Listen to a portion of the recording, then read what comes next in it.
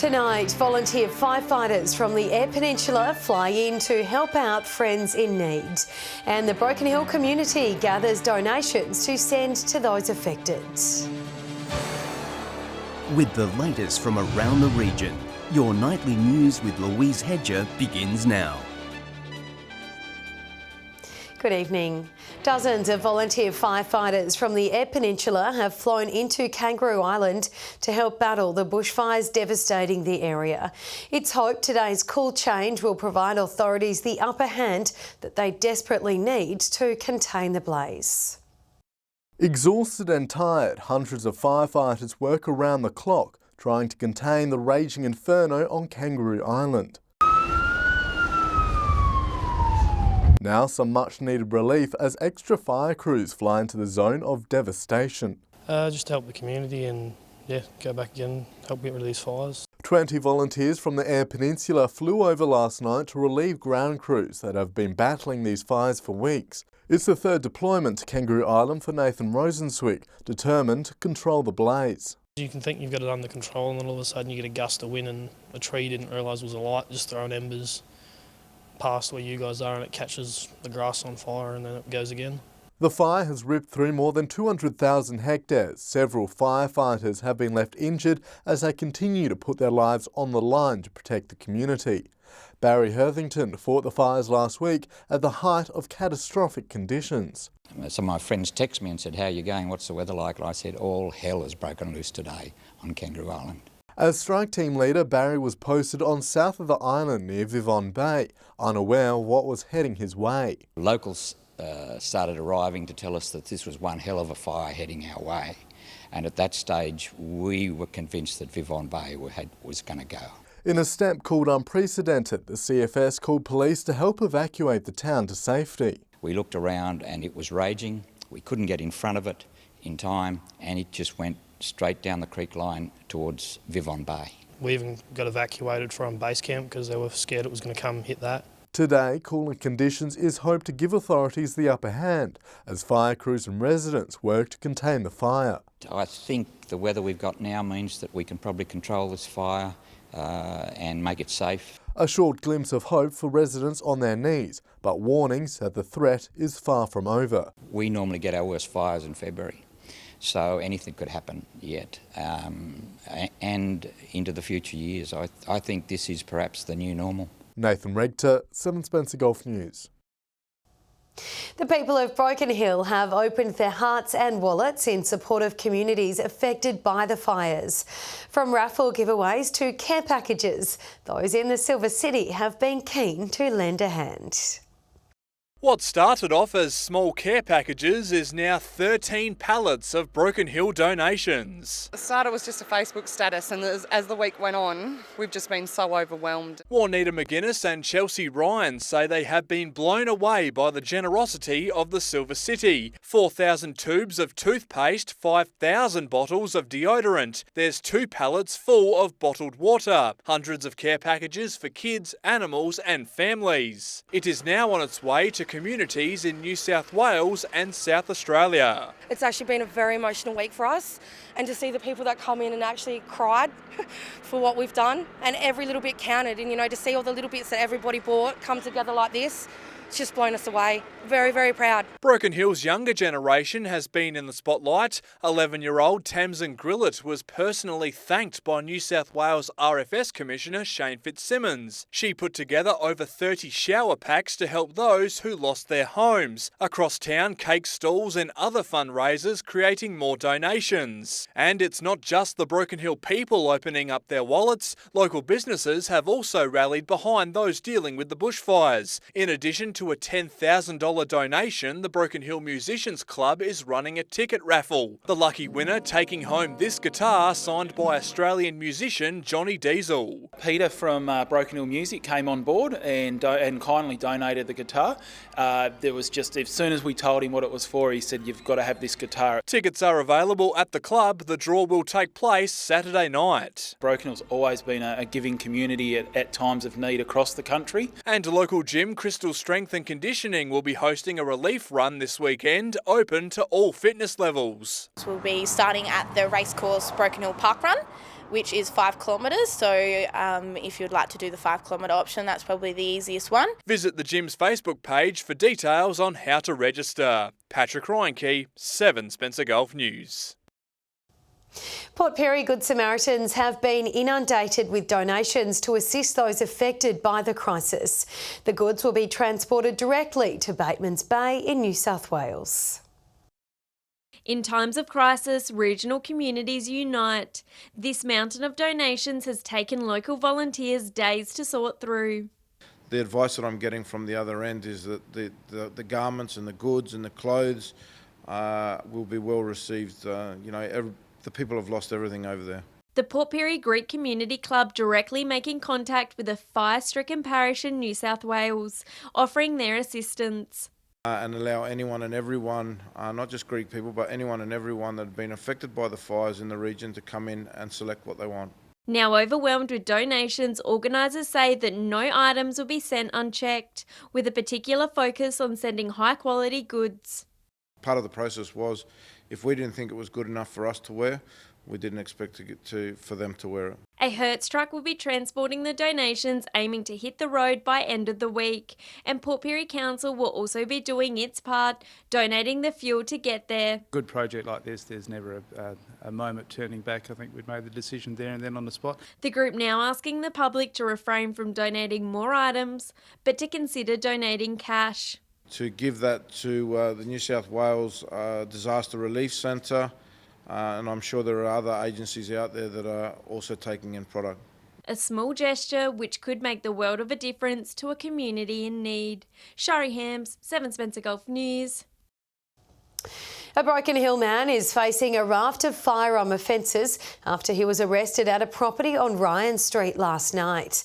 Police searched the home the man was at and found him in possession of a firearm. During the search, they also allegedly located ammunition. It's alleged the 30-year-old doesn't hold a gun licence. The man has been charged with several firearm offences, including possessing a shortened firearm without authority and possessing ammunition without a licence. 3 people have been arrested and charged with drug trafficking after police allegedly uncovered 10 grams of methamphetamine and an amount of cash in a vehicle they'd pulled over in Wailanori last Thursday night. Further investigations led police to a home on Hinks Avenue, where a search located 2 grams of methamphetamine and more cash. A 26-year-old man from Waiala was arrested and charged with drug trafficking. All 3 suspects, including 2 women in their 30s, were refused bail by the Waiala Magistrates Court and remain in custody.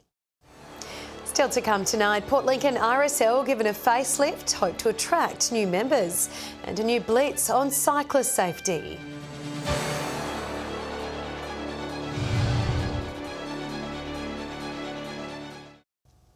Welcome back. Police are focusing on the safety of cyclists in a new blitz targeting risky behaviour on South Australian roads. Port Pirie authorities say it's crucial for riders and drivers to remain vigilant, particularly on regional highways. Riding towards a safer summer. This new campaign, Safe Cycling, targets those who behave dangerously. Motorists will be targeted for offences such as failing to keep a safe distance from cyclists. We'll also be focusing on behaviour by cyclists, which includes riding in large groups, more than 2 abreast. The campaign comes in light of the annual Tour Down Under, a busy time of year for cyclists with an anticipated influx of 50,000 extra riders on our roads. It's not only the metro area because of the Tour Down Under that picks up the cyclists, it's also the regional areas. It gets into people's mind that that rusty old bike in the back of their shed, they'll get it out and have a bit of a ride. Big time of year for cycling, not only in Adelaide but in the whole country, and it's really the start of the international cycling season in the world, to be honest now. Cycling South Australia's CEO welcoming this campaign. He says it's important for all road users to remain vigilant. Making sure that we're being attentive and not using mobile phones when we're riding or driving as well. That we're obeying all the road rules. I think these are really critical steps to try and make sure everybody does get home safely. Last year, 4 cyclists lost their lives on South Australia's roads. Among them was Port Lincoln's Paralympian Kieran Modra. A big part of the cycling community is multiple-time Paralympic gold medalist. He's a bit of a legend of the sport, and he was tragically taken from us just over a month ago. This campaign will run until the end of January, but local police say it won't stop then. They'll always be monitoring cyclist safety. We will be in Port Pirie continuing to target offences to keep cyclists safe on our roads. Shari Hams, 7 Spencer Golf News. Port Lincoln's RSL has received an upgrade as part of a new initiative to revitalise the historic building. Local businesses have chipped in with donations as part of the development. A breath of fresh air into an ageing building, the Port Lincoln RSL has received a much-needed facelift with a new kitchen now in operation. It means that we can provide here as a community, for those people in the community, another venue in which to come and share and get into the atmosphere of the RSL. The new facility is a combination of donations and hard work from local businesses. The kitchen's equipment donated from the popular Line and Label restaurant, while the infrastructure was built by Kim Clark Constructions. It's my way of saluting these guys every day, and in this particular case, being able to donate something.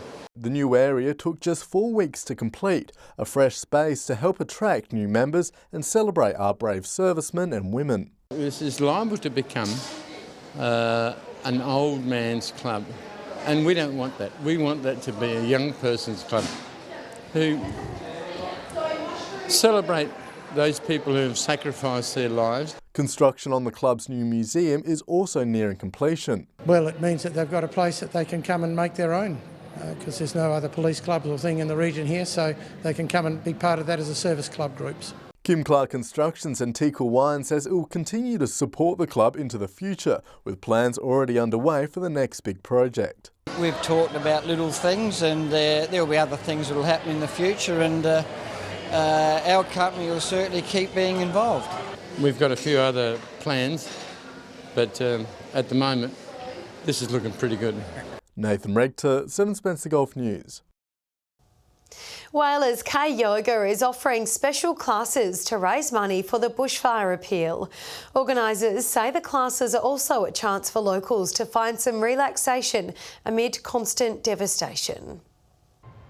A time for spiritual healing amongst the chaos of fires. Tonight's class, traditional holistic hatha yoga, specifically dedicated to community spirit. Whilst we're all enjoying the marvellous experience of yoga, it's all about promoting the community, supporting each other and other groups within our community. Each week, local yoga instructor Kay chooses a charity of her choice to donate part proceeds. This month's money going to an important cause. In light of the bushfires that we're all experiencing throughout Australia at the moment, I've dedicated for the month of January part proceeds from every class to the bushfire appeal. The classes providing an hour of hope for many locals with families and friends affected by the fires. Definitely my heart breaks for everyone, for all the wildlife and obviously all the communities that have been affected, and also for the ripple effect that it's going to have for the whole of Australia for years to come, I feel. Devastated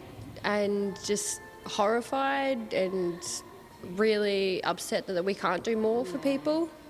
My daughter and I bawled our eyes out the other day and we couldn't watch anymore, and you know, what can you do? It's horrible. Classes run every Tuesday and Thursday night from 7:30 p.m. here at the old Girl Guides Hall on Whitehead Street, with many locals encouraged to come along with their yoga mat and money ready to donate. Sophia Contagonis, 7 Spencer Golf News. The Whyalla Air Hotel is doing its bit to help too, raising money for the CFS Foundation in support of our local firefighters. More than $400 has been raised so far, with $10 from every pizza sold on Sundays this month going towards the foundation. PFD Food Company is also contributing, donating pizza bases and ingredients. Order as many pizzas as you can. We'll be slammed in the kitchen, but it's for a really good cause, and we're absolutely happy to do that. So, you know, the more pizzas we sell, the more money we can raise, and the more money we can put towards the CFS and helping our firers, because they're volunteering their time to make sure that we're safe here in Australia. The fundraising event will run over lunch and dinner service, with tables already booking out. It's a good excuse for some Sunday pizza. Stay with us after the break. A call out for more volunteers at Arid Lands Botanic Gardens, and chronic pain sufferers can now receive special treatment closer to home.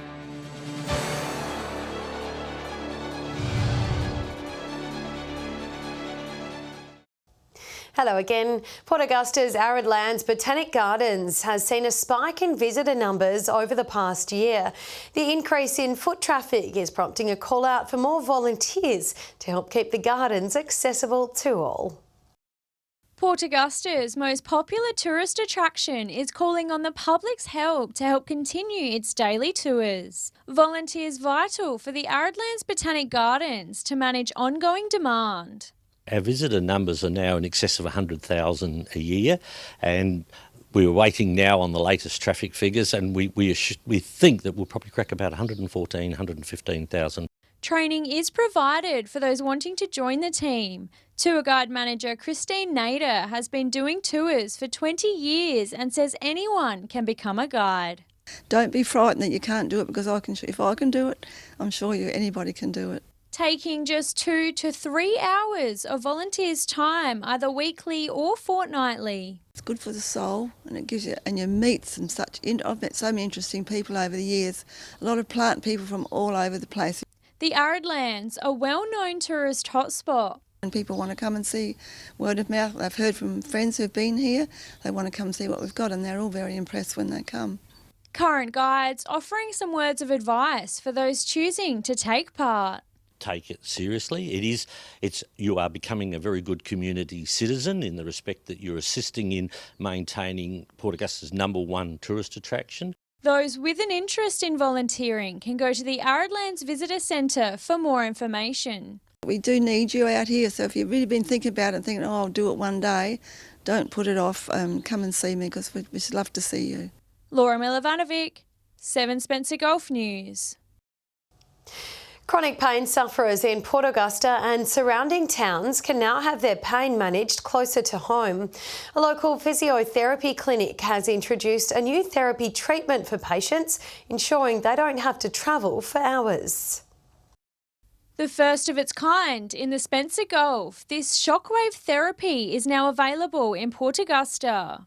Patients from the area and those nearby are able to take advantage of the technology previously only offered in metro areas. We thought, why can't we bring it down to the regional area? So that way we can cover Port Augusta, Port Pirie and Whyalla. Now it's available to those in need, ensuring the costs are minimised too. With the therapy an ongoing process, patients were often forced to travel regularly. Normally we do 4 to 6 sessions, so somewhere between 4 and 6 weeks. By 6 weeks, they should really start to see the results happening for them. The technology essentially breaks down problem areas to then be built back up again. When you send the shockwaves to break the scar tissue, it's trying to recreate the injury so that the tissues start to heal in the natural manner. So it's trying to give a second chance for the tissues to heal. Operators hopeful this is just a start to more medical advances in our area. Laura Milovanovic, 7 Spencer Golf News. A Broken Hill councillor is urging locals to attend a public meeting planned to be held at the end of the month. Tom Kennedy wants to hear residents' opinions on getting the Imperial Lakes area reopened. He says there's plenty of potential to reinvigorate the once popular local hotspot. The meeting will be held at the Musicians Club on January 28th. Coming up after the break, this week's Sport Wrap, and we'll have the weather with Britt.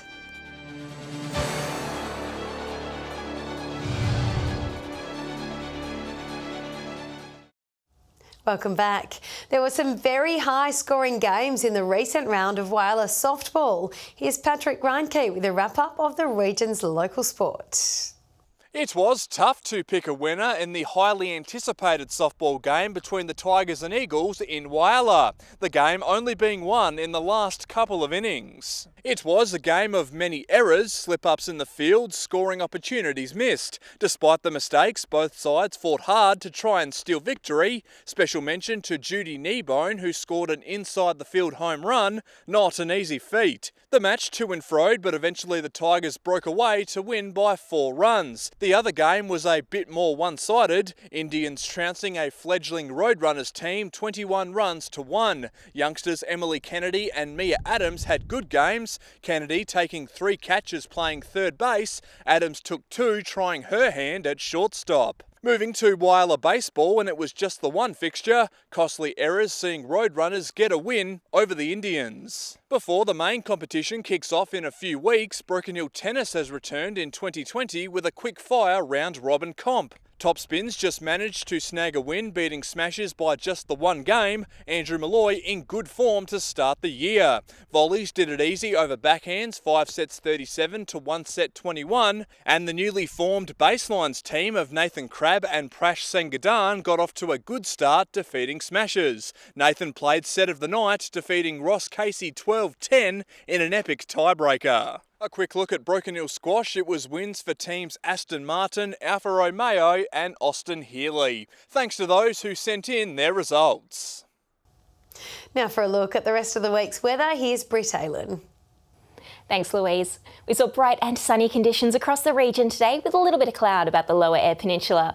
Broken Hill reached 39 degrees, Port Augusta 38, Port Pirie 35, Whyalla 32, Port Lincoln 24. A dry air mass and region of high pressure kept skies mostly clear today, but moving along to tomorrow on the Gulf waters, southerly winds tending southwesterly at up to 30 knots with seas at 2 metres. And we'll see sunrise at 6:22 in the morning. Partly cloudy conditions expected with strong winds developing in the afternoon. Those gusts could reach up to 50 kilometres an hour about Port Augusta and Whyalla. Broken Hill looking at a top of 36, Woodner 33, Corn 32, Port Augusta and Port Pirie both 31, Kadina 30, Whyalla and Clare 28, Cleve 24, Port Lincoln and Coffin Bay a little milder, both 21 degrees. Taking a quick look further through the week now, milder conditions forecast at Port Lincoln over the coming days, looking fine and partly cloudy. Much the same at Cleve, Woodner with maximums hovering around 30 degrees Thursday and Friday. Whyalla and Port Augusta both expecting strong winds again on Thursday with maximums in the late 20s towards the end of the week. Kadina looking fine and partly cloudy. Port Pirie and Clare both with fine conditions on Thursday, looking sunny on Friday. And bright and sunny days ahead at Broken Hill. And Louise, that brings me to the end of today's weather segment. It's back to you. Lovely, thank you for that, Britt. And that's your local news this Tuesday evening. Thank you for joining us today. Have a lovely evening. Good night.